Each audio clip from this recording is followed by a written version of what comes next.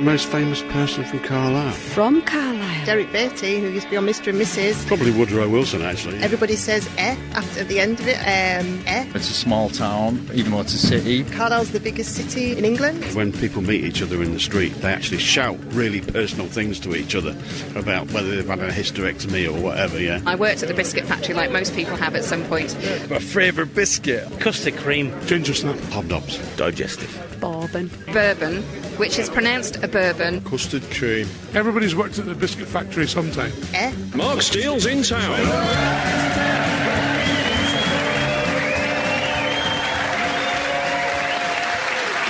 Thanks.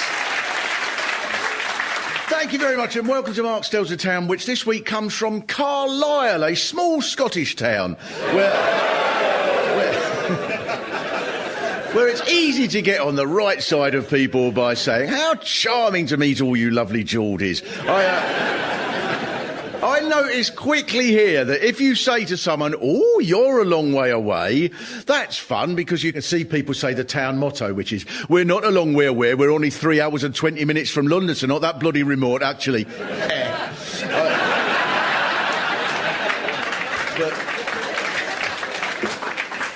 But the first quality you spot here as an outsider is something that you're so used to that you don't even notice it, Carlisle, and that's really quaint. And I say this as a friend. Carlisle, you stink of biscuits. One of the first conversations I had when I came here was in the bookcase bookshop, and someone honestly said to me as an opening line, what you'll notice about Carlisle is it smells a lot better than Wigton. And that is the most important quality any town can have. You're so used to the constant biscuit cloud from the McVitie's factory that you can actually pick out individual biscuits that they're baking at the time. The first day I was here, I mentioned the smell to 3 people, and every one of them went, yeah, and it's ginger nuts today. You're like a town of malt whisky connoisseurs. Arresting on the nose, lively on the palate. It's chocolate bourbons. You're supposed to smell of cow pats like the rest of Cumbria.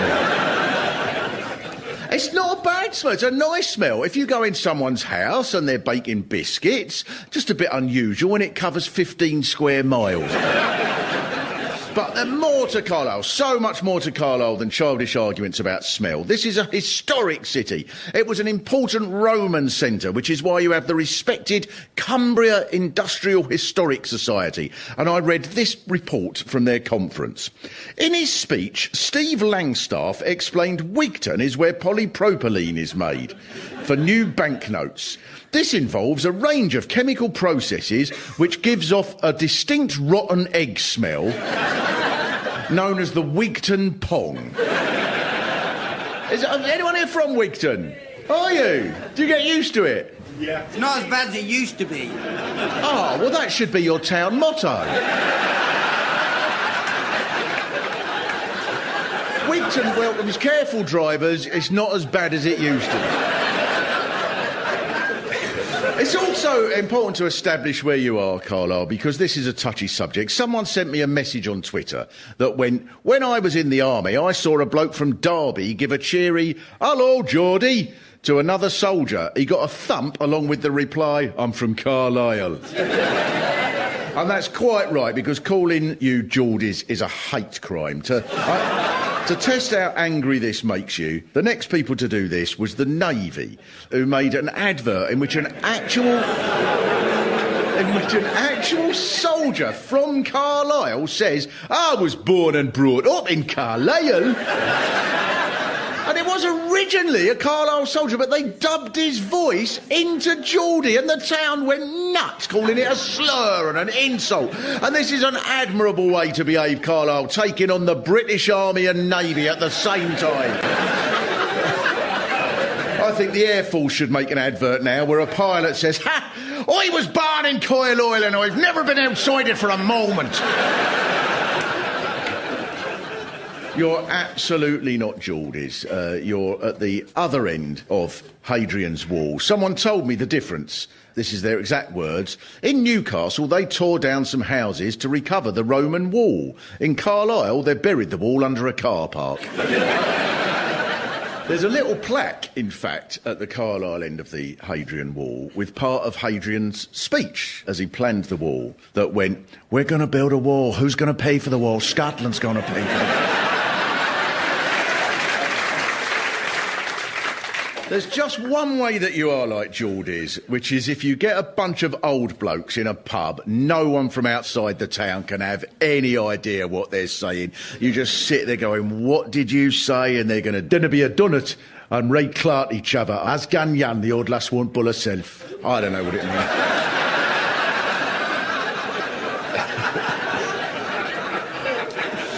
So you're the capital of Cumbria, but you're nothing like the rest of Cumbria. About once every 10 years, you do become more like the traditional image of Cumbria and go, "Oh, look, the city centre's become a lake." You can't get out of Poundland without a yacht. Top that, Windermere. You're on the edge of England, but you're definitely not Scotland. You're on the edge of the Lake District, but you're not countryside. You're all mixed up, you're towny. But an article in the News and Star says, police officers were confronted by a large green tractor parked on the pavement in Carlisle city centre. The occupant had apparently used the tractor to travel into town because he fancied a pizza. Another contradiction here is some people might think of you as a small town in Cumbria, but you're not. You're the biggest city in England. I don't know how you've managed to become the biggest city. It must be because you include fields. In ways other cities don't. According to Wikipedia, Carlisle is the only city where the population is severely outnumbered by sheep. I mean, that's a bit desperate, isn't it? You don't... Norwich could claim it's the biggest city if it included the North Sea. But there's another way in which you're much more important than your size would suggest, because you're the trial area for new products. This was where Sunny Delight was tried out. What an honour! You should be so proud. When a community was needed to show what happens when you swallow dangerous chemicals, you were chosen. And then the trial went so well, it was inflicted everywhere else. So it's your fault. Pop-Tarts were trialled here. Oven chips were trialled here. And there's a saying only available in Carlisle. I reckon you're just too polite with them, Carlisle. You go, "Oh, asbestos, it's lovely. We wrap our sandwiches in it."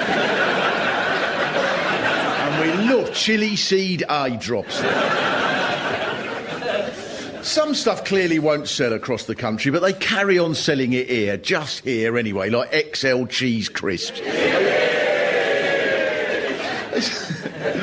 Brilliant, you've got your own things.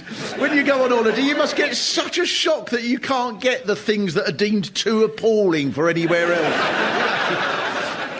So the diet here is Pop-Tarts, extra cheesy crisps, Sunny Delight and tractor-delivered pizzas. It's no wonder it's the biggest city. You need all that room to fit you all in. For a small town that's the largest city you often get in the news, according to the Daily Mail, Carlisle has beaten Prague and Vienna to the title of the EU's most promiscuous city. It must be the romantic aroma.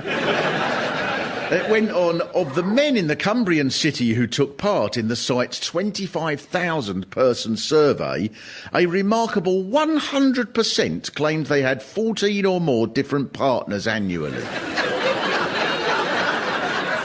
I mean, to look at you, you wouldn't think it. There was a lively debate in the comments section after the article. One ex-resident wrote, "As someone born and raised in Carlisle but having the good sense to get out, I can tell you the town is a land of fantasists, a one-horse town in the middle of nowhere." And then someone who still lives in Carlisle replied, "You're just bitter and obviously not getting any." I'm not surprised you had a bad time in Carlisle. They don't suffer fools gladly there. They export them to London. Now, one of the reasons that people here do seem to get cross with London is you don't think anyone cares very much when you get flooded, and I can see that. You've had 2 huge floods here in recent times. There were various explanations for the floods, but one thoughtful contribution came from the former Bishop of Carlisle. The Bishop said, "We are reaping the consequences of our moral degradation. The sexual orientation regulations," he meant the gay marriage law, "are part of a general scene of permissiveness. God is exposing us to the truth of what we have done." Now, this raises a number of issues. But one of them is, if God was furious about gay marriage, why did he smite Carlisle? Did he mix you up with San Francisco? But then I thought about it, and I thought, no, it does make sense. He was trialling his smiting on you.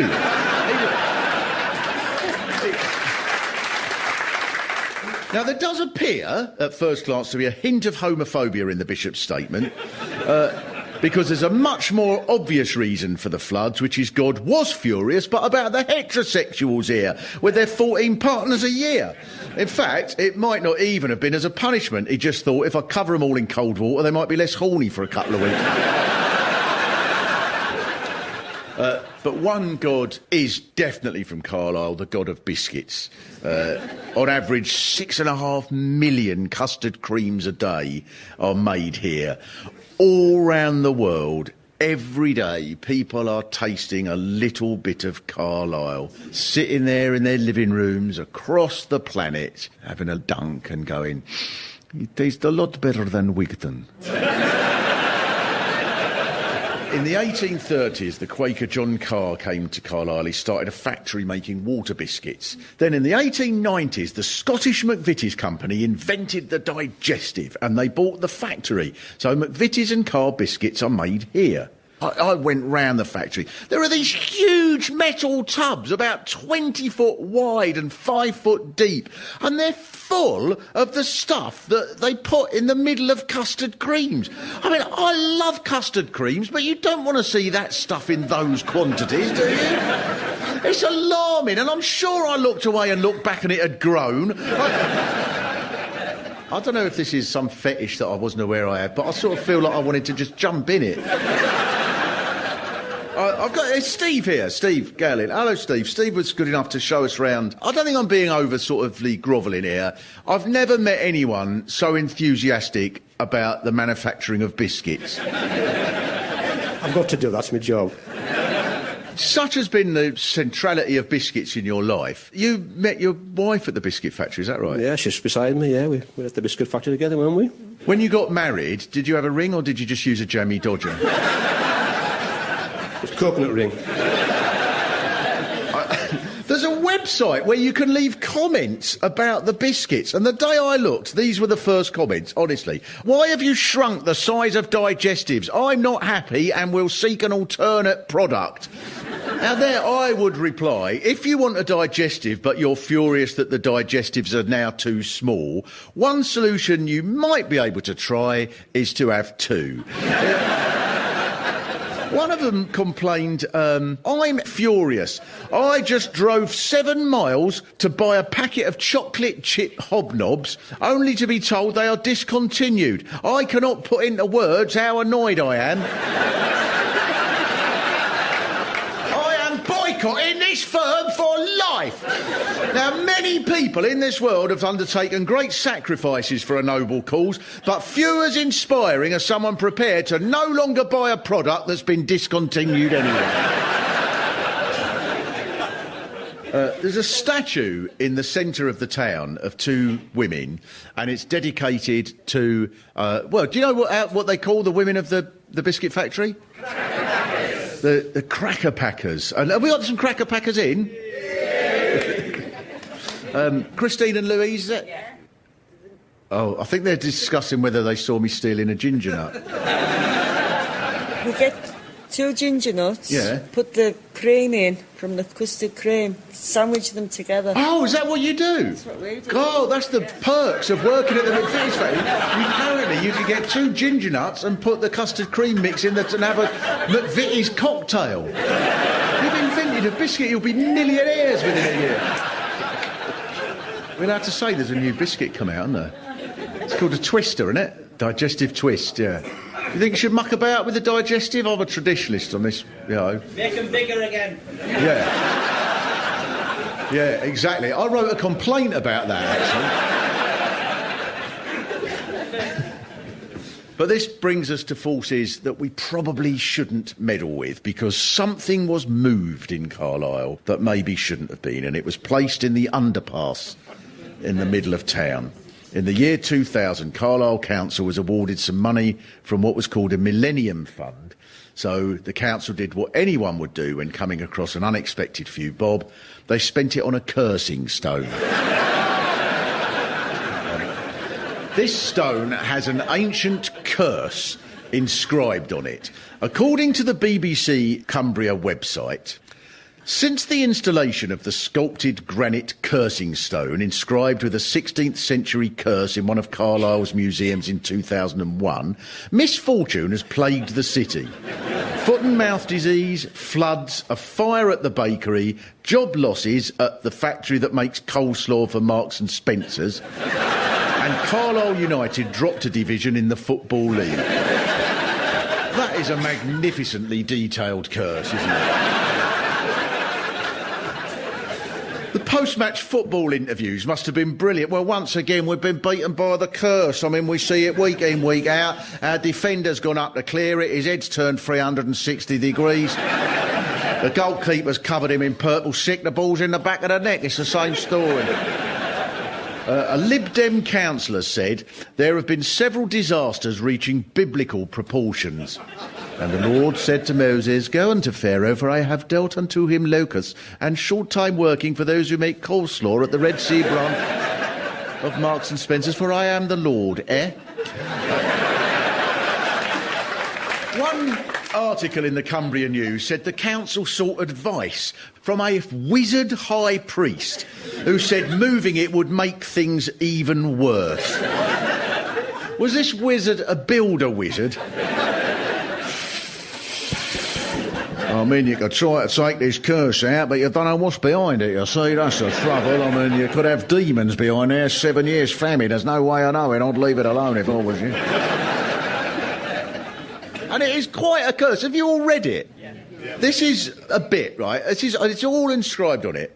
I curse the face, the eyes, the nose, the tongue. I curse the lips, the head, and all the hairs upon the head. I curse the mouth, the teeth, every part of the body from the top of the head to the soles of the feet, before and behind, within and without. I curse them eating, drinking, walking, sleeping, their wives, their children. I curse their barn. I curse their plough. That is part 1 of 100. But most of the customs here involve activities that you don't tend to find elsewhere. There's a book you can get in the tourist office called The Corpse Roads of Cumbria, because that's always an attraction, I think, when you know that a road you're in has had corpses dragged along it. There's one chapter called Are You Sitting Comfortably? I'm sorry, I'm not making this up.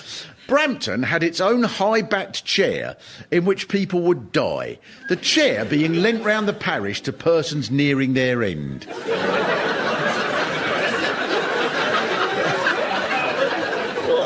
What's wrong with you? Granny's got a cough, nip next door and hurry, get the dying chair. Something else that you should be immensely proud of here, the mother of Woodrow Wilson, the 28th President of the United States, was born here in your huge city. She was taken to America as a child. She grew up, in fact, believing that she was still in Carlisle, as she'd been told it was that big.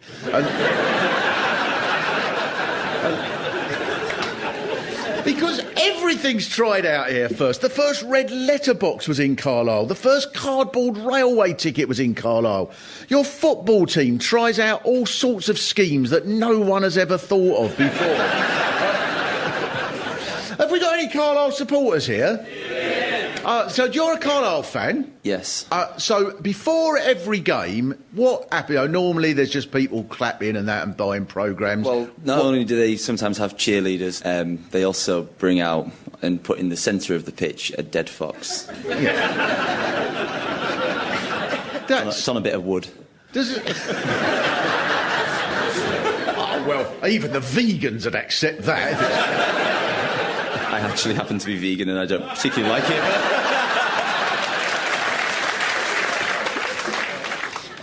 The whole ground was underwater during the floods. One group of away fans, the first to be playing here after the ground was open again, brought a huge banner that said, "Welcome to Brunton Park. No diving, no bombing, no petting." Even more historic was the Jimmy Glass moment.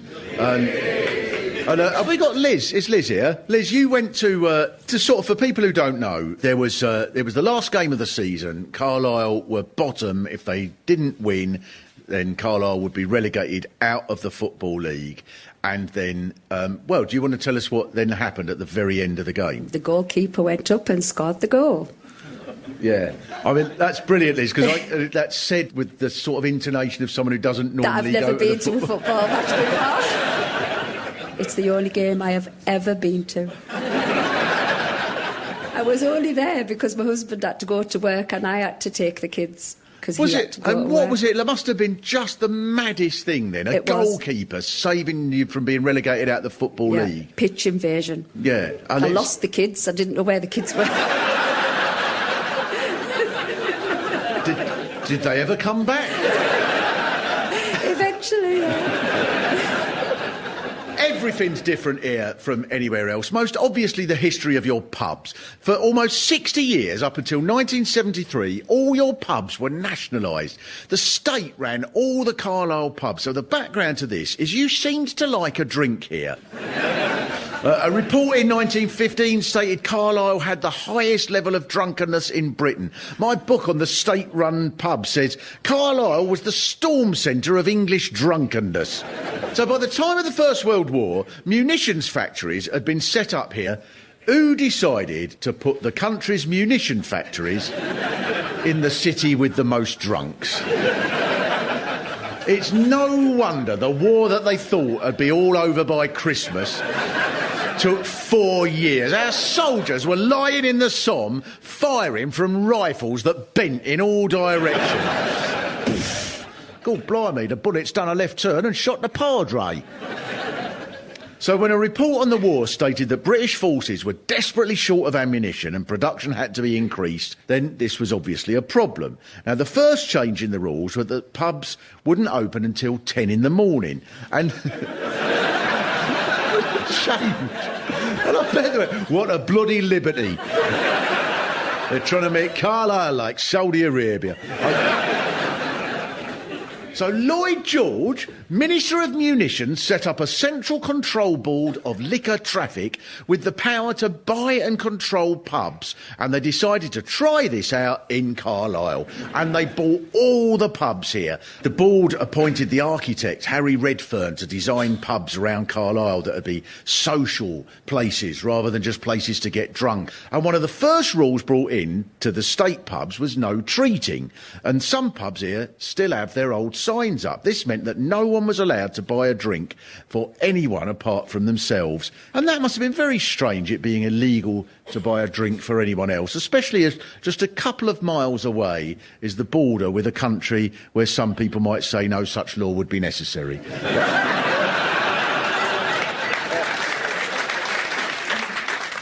I wouldn't say that. And here's a story that suits you, Carlisle. In 2016, a man called Chris Meyer tried to sell his flat, number 8, in a block in Willow Holme. But then he told the Carlisle News and Star there was a problem. Land registry documents showed that I actually own number 9. I've been living in the wrong flat for 6 years. Not only that, the man living in my flat thought he was living in number 7. See, I think this makes you lovable, really. You wouldn't want to be one of those depressingly ordered towns, would you? Where people have some idea what house they live in. This problem must go back to the 1300s, where every now and again you go, oh, hang on, we're in the wrong place, we're Scotland. to be honest, I don't think you do fit in anywhere. You're like a no man's land here. Your economy revolves around biscuits. Your biggest cult hero is a fleet of lorries because Eddie Stobart isn't just a haulage firm, it's your most famous icon. And it is, of course, the most obvious place to have a haulage firm, right on the far edge of the country, 600 miles from anywhere. So you've got no time here for Rihanna or Beyonce. Your heroes are lorry companies and Derek Beatty for presenting Mr. and Mrs. on border television. And I love that several people have told me, do you know about him? He had 2 pairs of trousers made for when he was on TV. One for sitting down and one for standing up. And when someone here tells you that, it's as if it's a hugely important item. This is the only city the Olympic torch passed through twice, because either the first time was just when they were trying the idea out, or the first time it went out when you dropped it in one of your floods. You don't show off here, Carlisle. You're not like that. Even your castle, it's not miserably brown like most castles. It's a striking sandstone, sort of orangey colour, because it had some sunny delight in 1994. No one can scrub it off. You're a vital cog, Carlisle, in the running of the world. Nothing happens unless it's been tried here first. Occasionally your importance shines through, such as when you were on top of the Football League or when Woodrow Wilson, descendant of Carlisle stock, became President of the United States. And he acknowledged his debt to Carlisle in his first speech after becoming President in 1914. And so I will leave you, your fine city and your biscuits, with Woodrow Wilson's wise and very poignant words, I think, referencing Carlisle at maybe your most prominent moment when he made his speech upon becoming president. My fellow Americans, on this historic day for our great nation, I moved into the White House. At first I moved into the house next door, but then I realized I was in the wrong place. As I said to my aides on my way here in a cavalcade of tractors, my aim is to rid this country of the stench of corruption, a stink that shames us all and yet still smells better than wicked. But to America's enemies I say this: we will be tough, be in no doubt.